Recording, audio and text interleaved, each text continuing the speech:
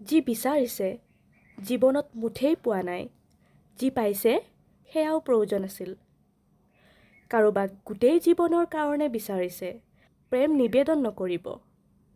বন্ধুত্ব কৰক, কাৰণ প্ৰেম এদিন নাইকিয়া হৈ যাব, কিন্তু বন্ধুত্ব থাকিব চিৰদিন, চিৰকাল, আমৰণ আজীৱন হয়।